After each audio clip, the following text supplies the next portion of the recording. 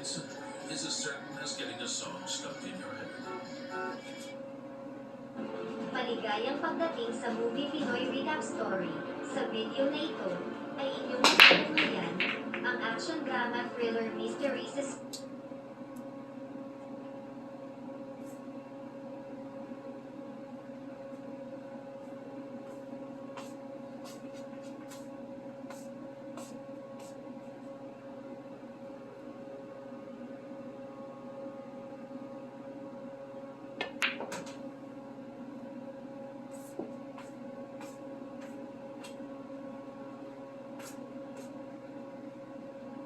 Movie na may pamagat na Dangerous Man.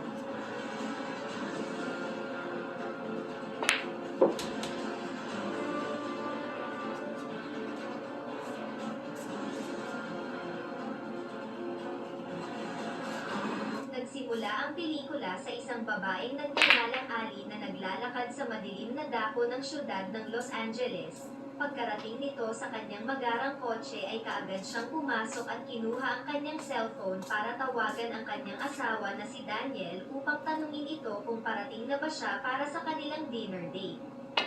Sa ilang saglit habang tahimik siyang naghihintay ay may isang lalaki na lang ang biglang sumulpot at mabilis rin siyang tinutukan kung saan sinabihan siya na ibigay niya ang susi ng kanyang kotse. Habang nangyayari ang mga ito ay maswerteng nasa malapit na rin pala si Daniel kaya mabilis itong nakasaklolo at inupakan ang magnanakaw. Dahil sa kanyang galit ay makailang beses niya itong ipinagbabalikan kahit pa may baril pa ito ay hindi nagpaawat si Daniel sa kanyang pagbanat dito. Sinabihan siya ng asawa niya na pabayaan na lang ang kawatan subalit hindi pa rin tumigil si Daniel at kanya itong hinabol. Kinaumagahan ay nakita na lang ng mga pulis ang nasabing magnanakaw na malamig na at nagtamo ng maraming tama.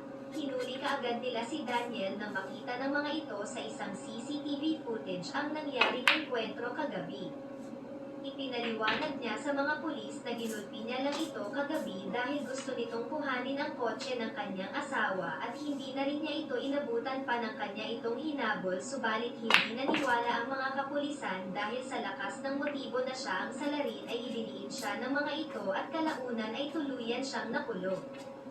Sa paglipas ng mga ilang taon habang nagdurusa siya sa kasalanan na hindi niya ginawa ay tila gumuho ang kanyang mundo nang malaman na gusto nang makipaghiwalay ng kanyang asawa mula sa natanggap niyang pinadalang liham.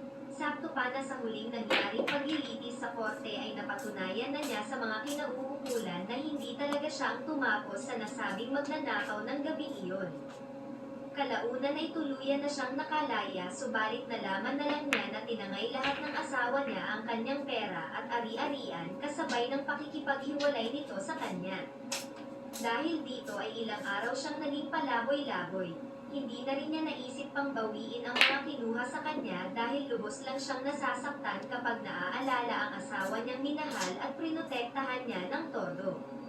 Isang gabi gamit ang natitirang pera ay bumili siya ng alak sa isang tindahan pagkalabas niya dito ay inalok siya ng dalawang kahina-hinalang lalaki ng isang murang kotse. Napagtanto niya na galing ito sa nakaw kaya tila nainis siya dahil naalala niyang muli na nakulong siya dahil sa tulad nilang mga magnanakaw.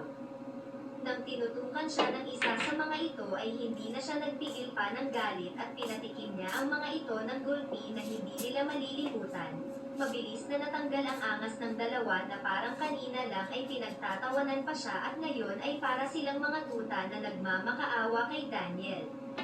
Matapos sirain ang CCTV ng tindahan ay kinuha niya ang tinitindang nakaw na kotse ng mga ito upang hindi na nila mapakinabangan. Nang huminto siya sa isang tahimik na parke upang dito magpalipas ng gabi sa hindi kalayuan ay nakita niya ang dalawang Chinese national na pinahinto ng isang pulis. Pagkatingin nito sa trunk ng kanilang kotse ay nasurpresa siya nang tumambad ang isang walang malay na magandang indibidwal at malaking bag na puno ng pera.